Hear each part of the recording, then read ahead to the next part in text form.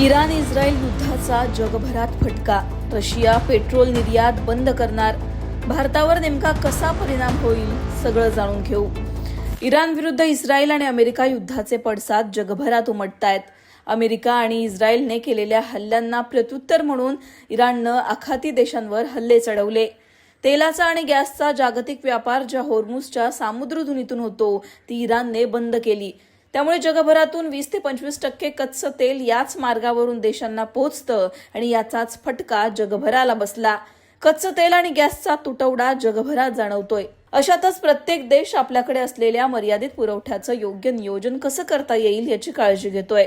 आता रशियाने याच बाबतीमध्ये एक धक्कादायक निर्णय घेतलाय.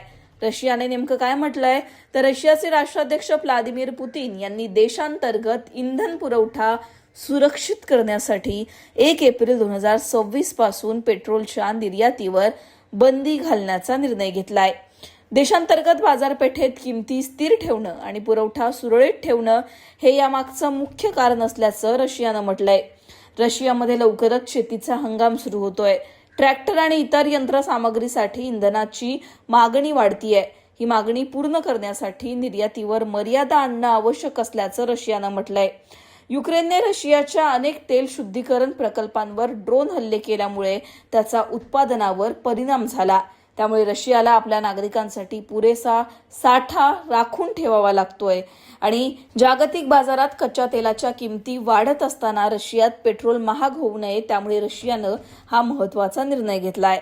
आता ज्या देशांशी रशियाचे विशेष द्विपक्षीय करार आहेत त्यांना या बंदीतून सूट दिली जाऊ शकते असं सुद्धा रशियाने म्हटलंय. या सगळ्यांमध्ये रशियाच्या या निर्णयानंतर आता भारतावर नेमका कसा परिणाम होऊ शकतो तर भारत रशियाकडून मोठ्या प्रमाणात कच्च्या तेलाची आयात करतो. रशियाने रिफाईन केलेल्या पेट्रोलवर बंदी आणली आहे. युरोप याचा मोठा ग्राहक आहे, पण भारत रशियाकडून पेट्रोल विकत घेत नाही, कच्चं तेल विकत घेतो.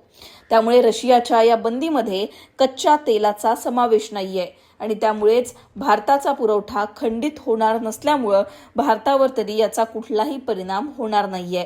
पण रशियाच्या पेट्रोल निर्यातीचा भारतावर परिणाम होणार नसला तरी अजूनही हे युद्ध काही थांबायचं नाव घेत नाहीये.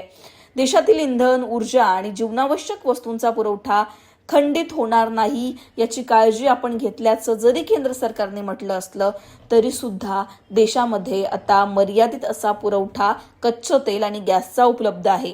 त्यामुळेच भारताने अन्य देशांमधून सुद्धा तेलाच्या आयाती संदर्भात बोलणी करायला सुरुवात केली आहे. आधी भारत 27 देशांकडून तेल आयात करायचा, मात्र आखाती देशांमधून येणारा तेलाचा पुरवठा होर्मुझच्या सामुद्रधुनीमुळे खंडित होत असल्यामुळे आता भारत आणखीन 41 देशांकडून तेलाच्या आयाती संदर्भात बोलणं सुरू करतोय. त्यामुळेच आता भारत अनेक पर्यायांचा सुद्धा वापर करण्याच्या प्रयत्नात आहे.